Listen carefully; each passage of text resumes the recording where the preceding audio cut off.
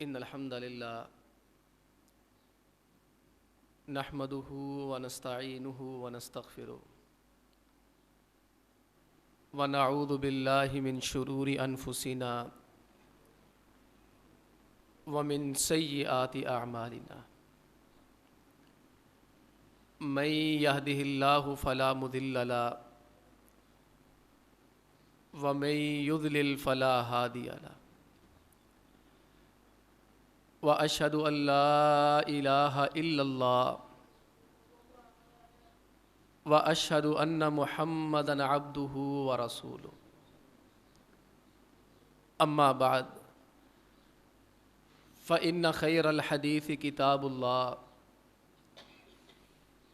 وخير الهدي هدي محمد صلى الله عليه وسلم وشر الأمور محدثاتها وكل محدثة بدعة وكل بدعة ضلالة وكل ضلالة في النار.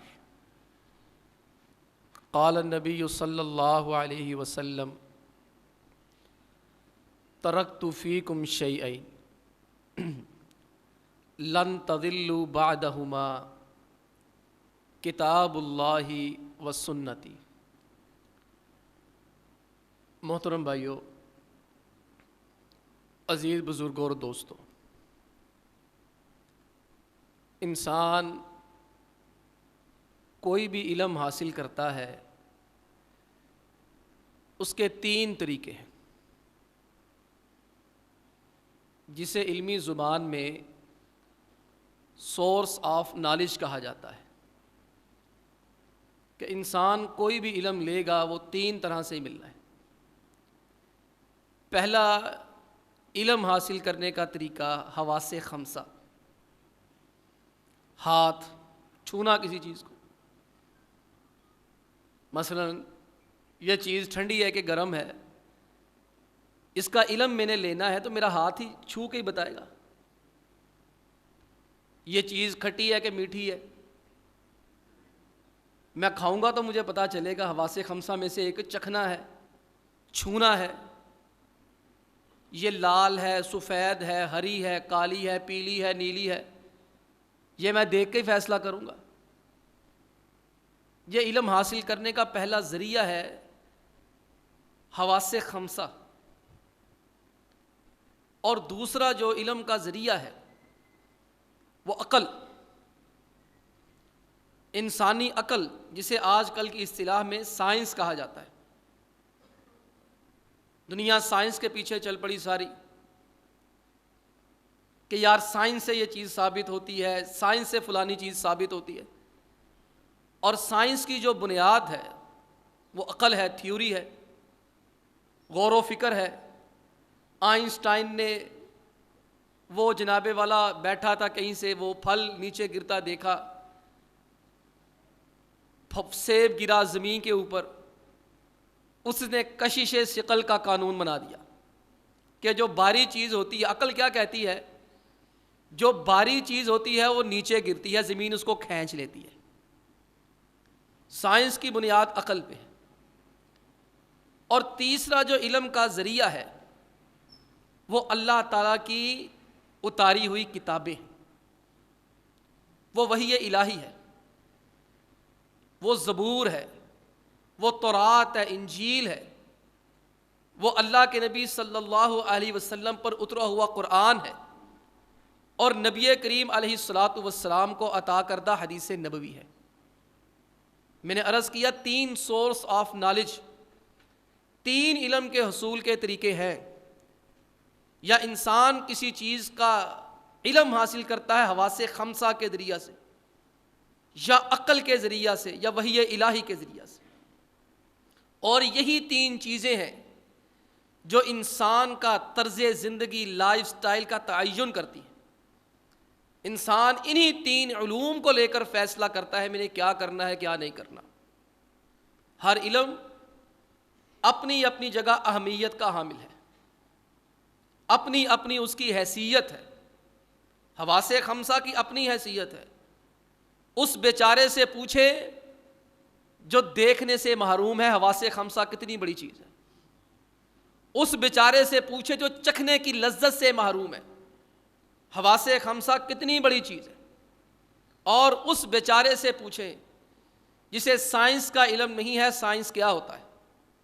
میں نے عرض کیا کسی کی بھی مذمت نہیں کی جا سکتی، حواس خمسہ اپنی جگہ پہ، عقل اپنی جگہ پہ، لیکن وحی الہی ان تمام چیزوں سے اوپر ہے۔ ہمارا آج کا موضوع یہی ہے نا جمعہ کا، کہ وحی الہی کیوں آخر کار؟ ہم جو آج اس گئے گزرے دور میں، جبکہ سائنس میرے خیال میں جتنا 20ویں صدی میں سائنس نے ترقی کی اور جتنے بڑے بڑے سائنسدان ہوئے کبھی دنیا کی تاریخ میں نہیں ہوئے۔ دنیا نے کہاں کہاں کا سفر کر لیا، ستاروں سے آگے پہنچنے کے، چاند تک پہنچنے کے دعوے کر دیے، ایسی ایسی چیزوں کو ایجاد کر لیا کہ جو پل بھر کے اندر پوری دنیا کو تباہ و برباد کر کے رکھ دے۔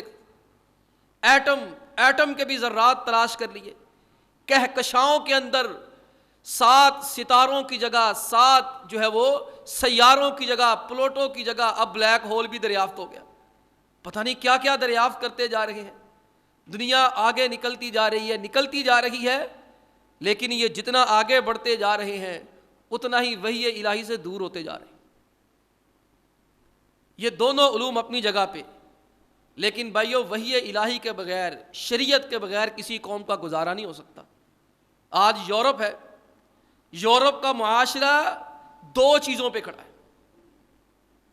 یورپ کا معاشرہ 2 بنیادوں پہ کھڑا ہے۔ سورس آف نالج 3 ہے، علم حاصل کرنے کے ذرائع 3 ہیں۔ ایک ہے حواس خمسہ، دوسرا عقل، تیسری وحی شریعت۔ یورپ نے کہا نہیں، علم حاصل کرنے کے ذرائع 3 نہیں ہے، 2 ہیں۔ یورپ نے 2 ذریعے بنا لیے، ایک ان کا حواس خمسہ فیصلہ کرے گا، دوسرا ان کی عقل اور سائنس فیصلہ کرے گی۔ آج آپ دیکھ لیں یورپ کا معاشرہ دین سے بیزار ہے، ان کو نہ وحی سے کوئی دلچسپی ہے، نہ اپنے پادریوں سے دلچسپی ہے، نہ اپنی مذہبی کتاب سے دلچسپی ہے۔ ان کے پیغمبر علیہ الصلاۃ والسلام کے فلمیں بنے، ان کو کوئی دلچسپی نہیں، کوئی پرواہ نہیں۔ موسیٰ علیہ الصلاۃ والسلام کے خاکے شائع ہوں، ان کو کچھ نہیں ہوتا، کوئی تکلیف نہیں ہوتی۔ عیسیٰ علیہ الصلاۃ والسلام کے اوپر فلم ڈاؤنچی کوڑ بنی، اسلامی ممالک نے پابندی لگائی، کسی یورپ ملک نے پابندی نہیں لگائی۔ عیسیٰ علیہ الصلاۃ والسلام کو اس فلم میں ایک فاحشہ اور بد کردار عورت کے پاؤں دھوتے ہوئے دکھایا گیا، ان کے سر پہ جوں نہیں رینگی۔ کیوں نہیں رینگتی؟ ہمارے دل کو تکلیف کیوں ہوتی ہے؟ ہم نبی کریم علیہ الصلاۃ والسلام کی تحفظ کے لیے، ناموس کے لیے کیوں اتنی پریشانیاں برداشت کرتے ہیں؟ اس لیے کہ ہمارے نزدیک وحی الہی باقاعدہ ایک مستقل علم ہے، ان کے ہاں اس کی کوئی حیثیت نہیں ہے۔ اس کے پیچھے اگر ہم جائیں تو اختصار کے ساتھ یورپ کے پادریوں کے ظلم ہے، ستم ہے، بدماشیاں ہیں۔ کیتھولک چرچ نے، ان کے پادریوں نے جو ظلم و زیادتیاں کی ہیں وہ بیان سے باہر ہے۔ انہوں نے جو فحاشیاں کی، عیاشیاں کی، غنڈہ گردیاں کی، اللہ رب العالمین نے قرآن کریم میں مختصر سے جملے میں فرمایا ان کثیرا من الاحبار والرہبان لیاکلون اموال الناس بالباطل۔ اللہ فرماتے ہیں ان پادریوں کی اکثریت حرام کھانے والے ہیں، یہ لوگوں پہ ظلم کرنے والے ہیں، لوگوں پہ بدماشیاں کرنے والے ہیں۔ نتیجہ کیا نکلا؟ وہ جو اقبال نے کہا تھا کیوں خالق و مخلوق میں حائل رہے پردے، پیران کلیسا کو کلیسا سے اٹھا دو۔ ان کے اندر سے پروٹسٹنٹ تحریک چلی، اور پروٹسٹنٹ تحریک کے نتیجے میں انہوں نے کلیسا سے بغاوت کر دی۔ انہوں نے کہہ دیا دین الگ چیز ہے، دین ایک نجی معاملہ ہے، اس کے اندر پادری کو مداخلت کرنے کی اجازت نہیں ہے۔ کیا ہم ایسا کہہ سکتے ہیں؟ ہمیں وحی الہی کی ضرورت ہے، ہمیں وحی الہی، ہمارا حواس خمسہ کے بغیر گزارا ہو سکتا ہے، ہم اندھے ہوں ہمارا گزارا ہو سکتا ہے، ہم لولے لنگڑے ہوں ہمارا گزارا ہو سکتا ہے، ہمیں دنیا جہاں کی ڈگریاں نہ ملے، ہمیں سائنس نہ آئے، ہمیں بیالوجی نہ آئے، ہمیں جو ہے سوشیالوجی نہ آئے، ہمیں میتھمیٹکس نہ آئے، دنیا کا کوئی فن نہ آئے، ہمارا گزارا ہو سکتا ہے۔ لیکن بحیثیت مسلمان اگر ہمارا قرآن و سنت سے رشتہ توڑ دیا جائے، مذہب سے بیگانہ ہو جائے، ہمارا گزارا نہیں ہو سکتا۔ آج یورپ کے اندر ایمان نہیں ہے، بے غیرتی ہے، بے ایمانی ہے۔ کیوں؟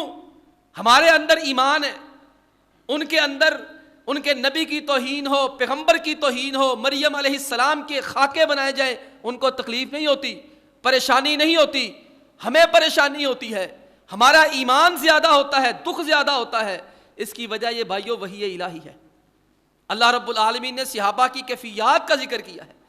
اللہ فرماتے وَإِذَا تُلِيَتْ عَلَيْهِمْ آيَاتُهُ زَادَتْهُمْ ایمانا، اللہ فرماتے جب ان صحابہ کو، ان مومنین کو قرآن کی آیتیں پڑھ کے سنائی جاتی، ان کا ایمان تازہ ہو جاتا ہے، ان کا ایمان جنریٹ ہوتا ہے، ان کے ایمان کا لیول ہائی ہوتا ہے، یہ اوپر کو جاتے ہیں۔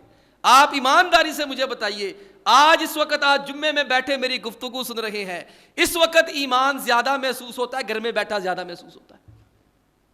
یورپ میں تو قطع تعلقی کر لی، انہوں نے کہا کلیسا جانے کی ضرورت نہیں ہے، اتوار کو جانے کی ضرورت بھی نہیں ہے۔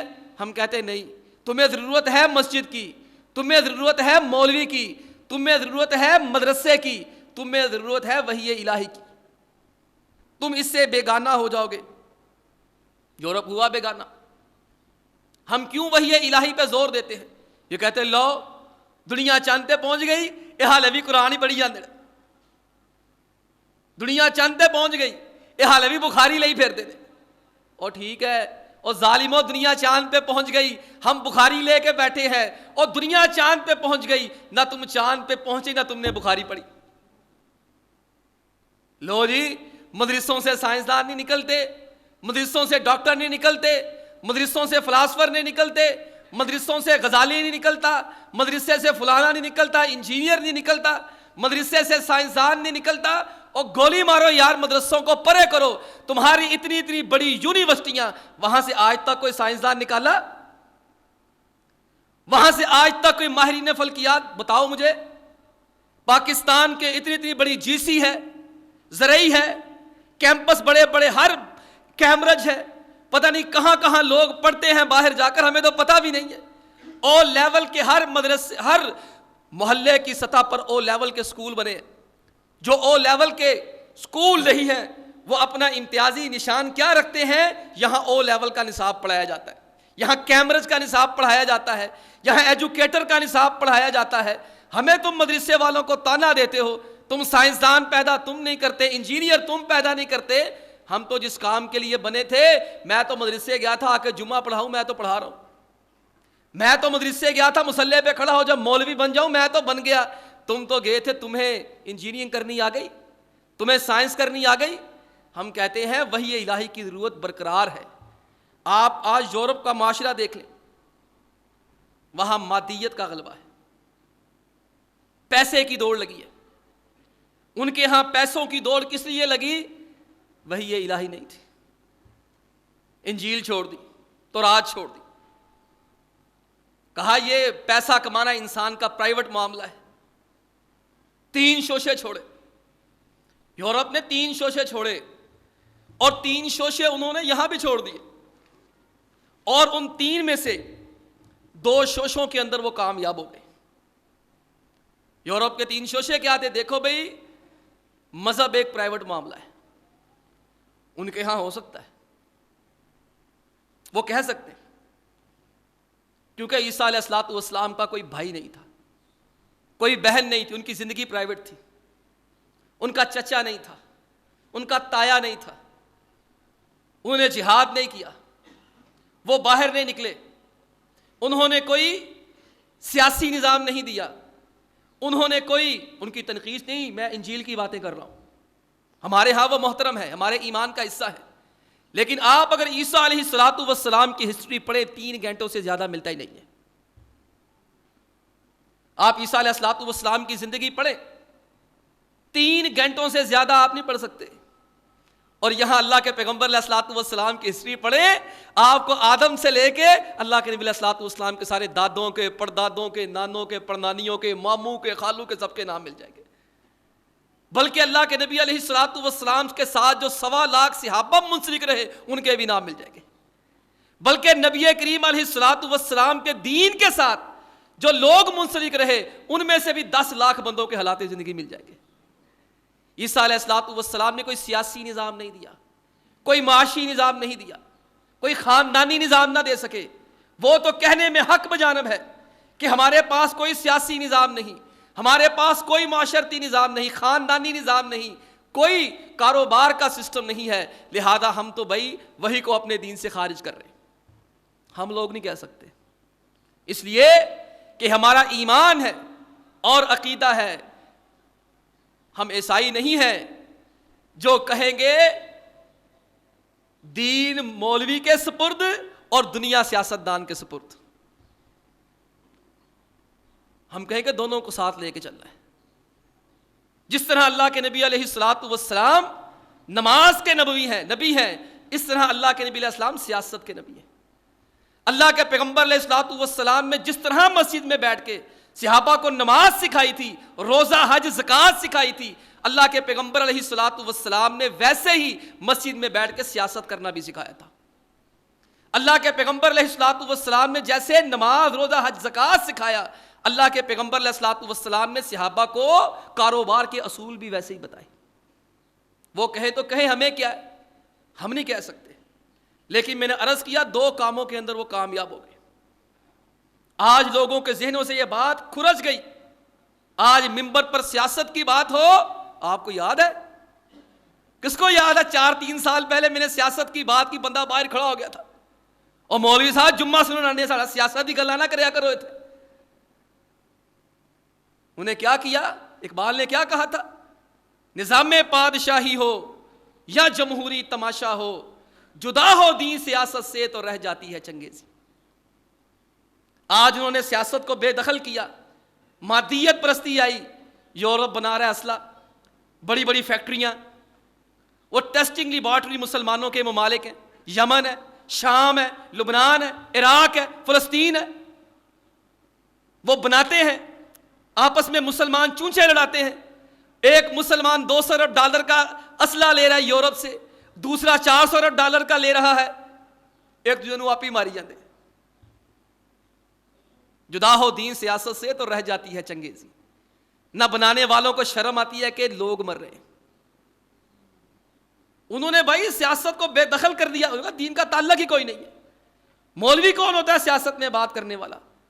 مولوی صاحب سیاست میں بات مت کرنا، ہم یہاں دین سننے آتے ہیں۔ اللہ کے بندو سیاست بھی دین ہی ہے۔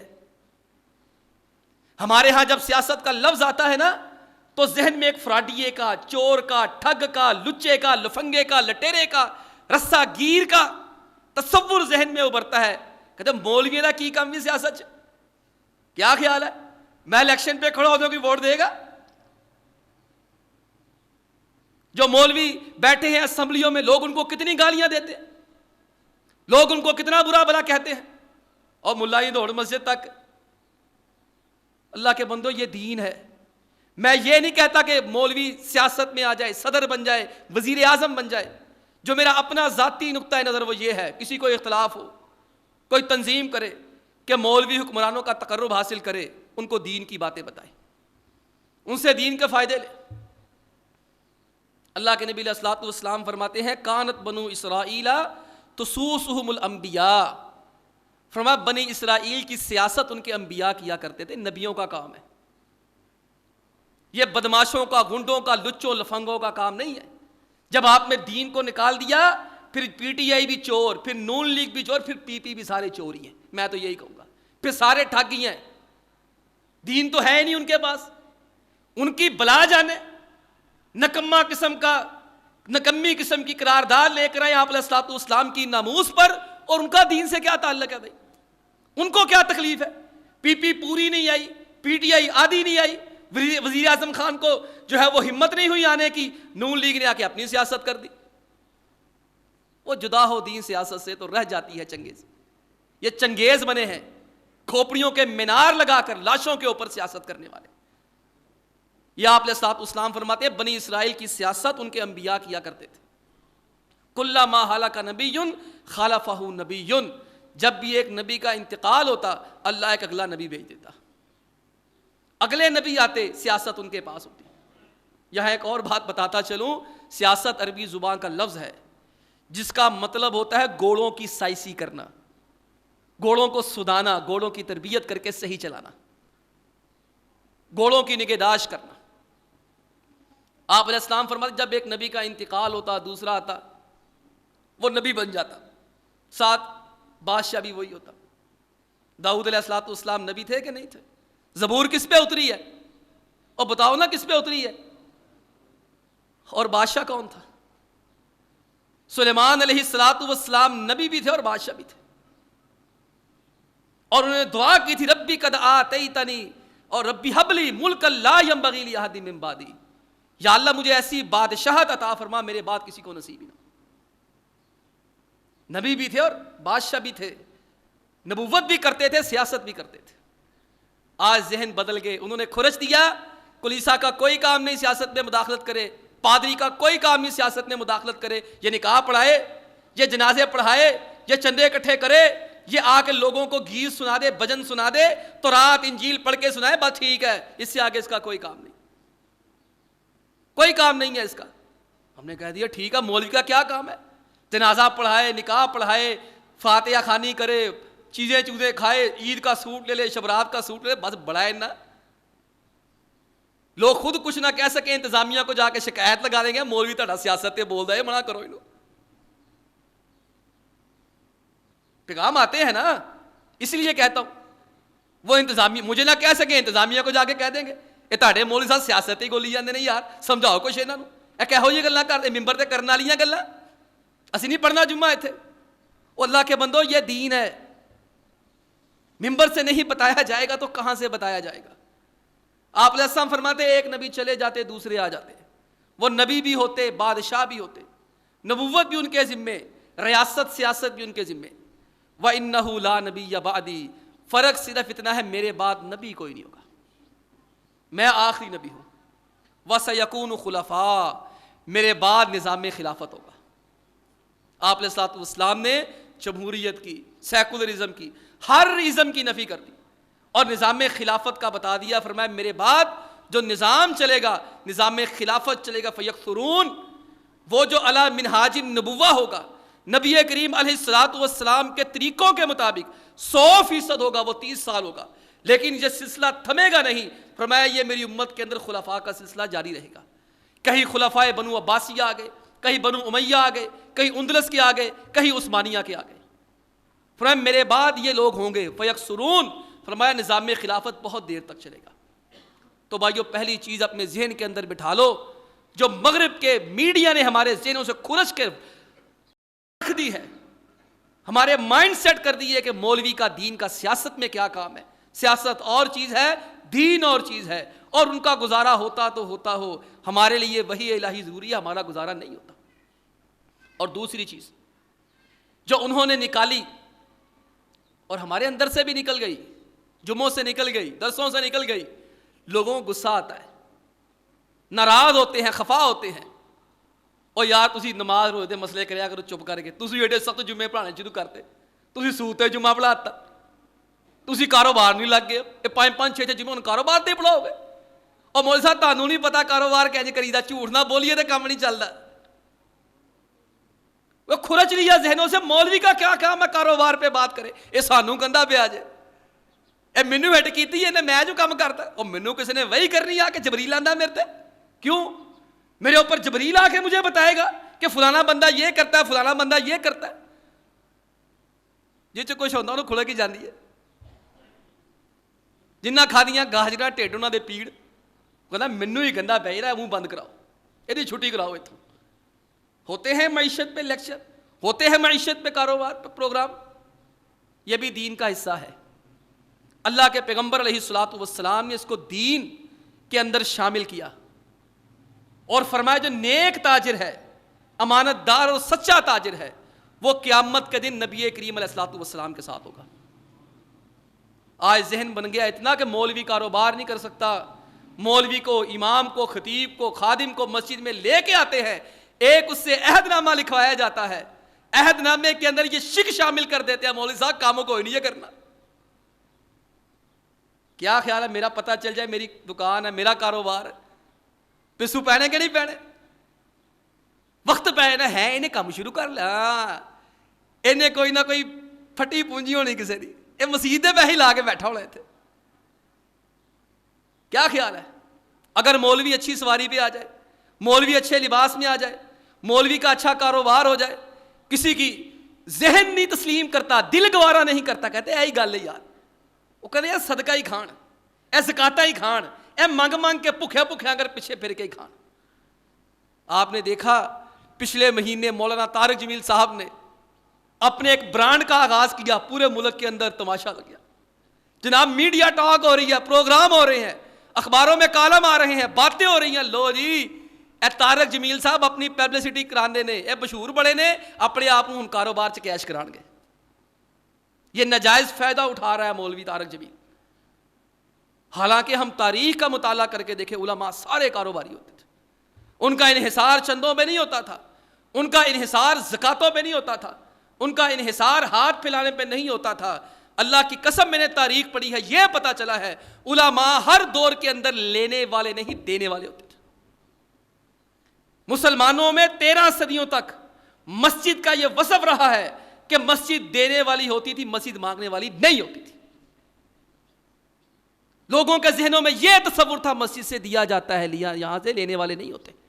کیا خیال ہے آج اس مسجد میں اعلان لگ جائے یہاں راشن کی تقسیم ہوگی، افطاریاں ہوں گی، آپ دیکھیں یہاں لائن لگے گی نہیں لگے گی.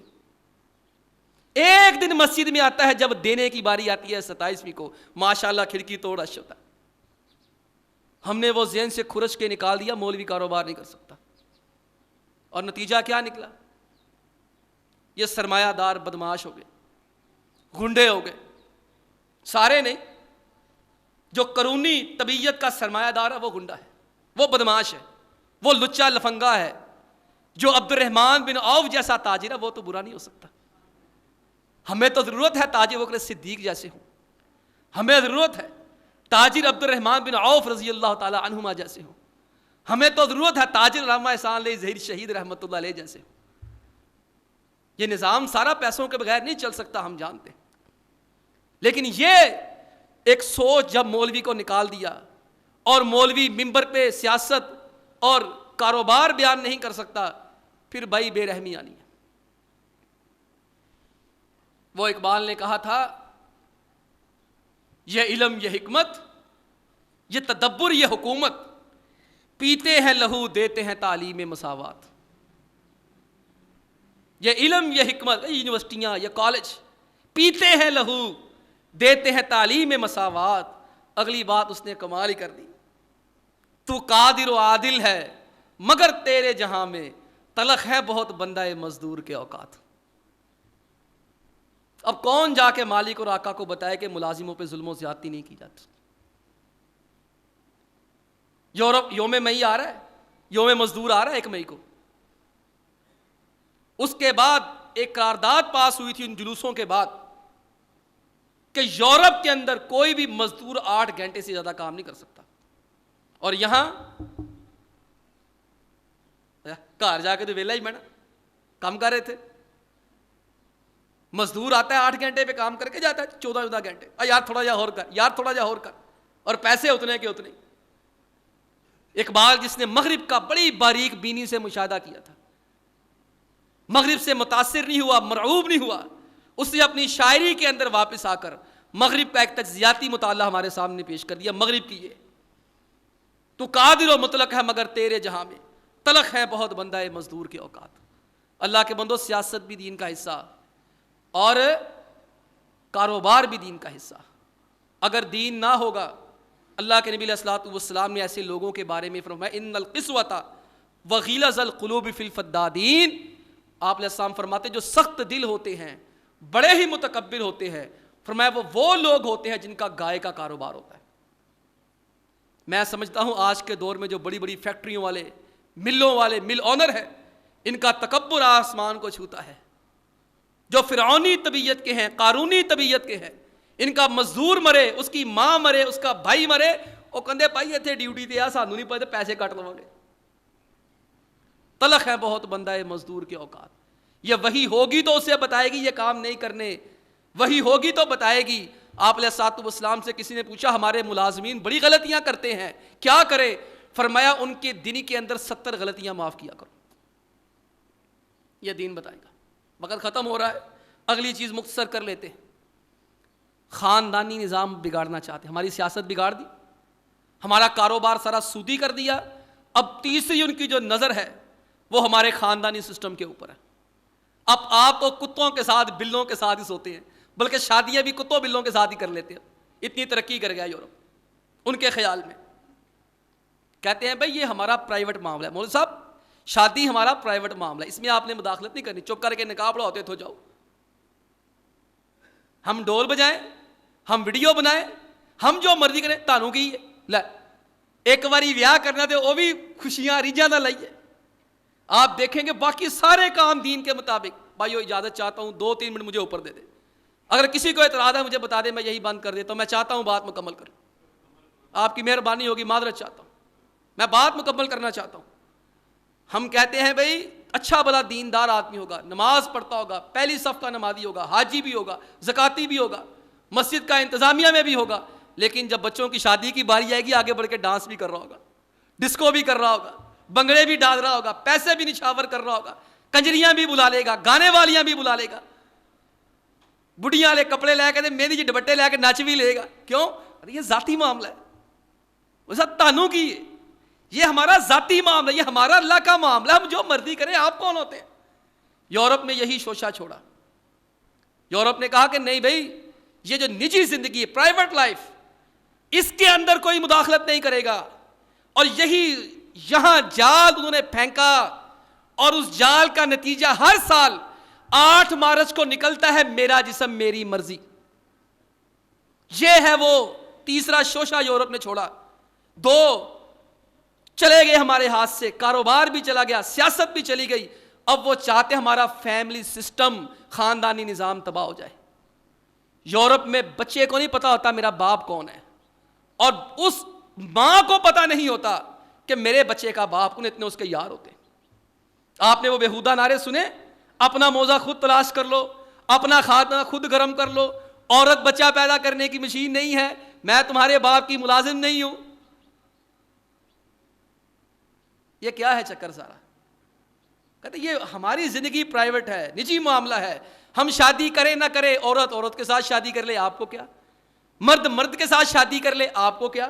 آپ ان بدماشوں کے انٹرویو سنیں, لچے لفنگوں کے, ان وحشی جنسی درندوں کی باتیں سنیں کہ میرا شوہر مجھے مرضی کے بغیر ہاتھ نہیں لگا سکتا. یہ یورپ کا قانون ہے. اقبال نے کہا تھا وہ قوم جو فیض سماوی سے ہو محروم, وہ قوم جو فیضان سماوی سے ہے محروم, حد اس کے کمالات کی ہے برق و بخارات.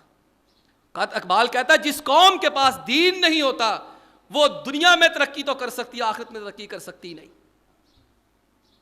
یہاں میرا جسم میری مرضی, عورت کہتی میری مرضی, میرا شوہر مجھے میری مرضی سے ٹچ کرے گا, میری مرضی سے تعلقات قائم کرے گا. وحی الہی کی ضرورت کس لیے ہے کہ اللہ کے نبی علیہ الصلوۃ والسلام فرماتے ہیں اگر کوئی خاوند اپنی بیوی کو ہم بستری کے لیے بلائے, وہ بغیر کسی شرعی عذر کے انکار کرے, فرمایا جب تک اس کا شوہر اس سے راضی نہیں ہوتا فرشتے اس کے اوپر لعنت کرتے رہتے. ایک عورت نے آ کر پوچھا میرے شوہر کا حق کیا ہے؟ فرمایا تیرے شوہر کے جسم پہ پیپ پڑ جائے, تو اپنے ہونٹوں سے ساری پیپ چوس لے, تو شوہر کا پھر بھی حق ادا نہیں کر سکتی. صحابہ نے آ کر کہا ہم نے دیکھا کسریٰ کو سجدے ہوتے ہیں, آپ اس سے بھی عظیم ہے, ہم آپ کو سجدہ کریں گے. فرمایا نہیں, اللہ کے سوا کسی کو سجدہ نہیں کیا جا سکتا. ہاں اگر میری شریعت میں سجدہ کرنے کی اجازت ہوتی تو میں بیوی کو کہتا اپنے خاوند کو سجدہ کیا کر, وہ تیرے لیے بڑا کرتا ہے. جو بے شرم بے غیرت قسم کے خاوند ہے میں ان کی بات نہیں کرتا, بڈھی بدماش, جو اچھے ہیں میں ان کی بات کر رہا ہوں. یہ وہ 3 وار ہیں بھائیو, متنبہ رہے.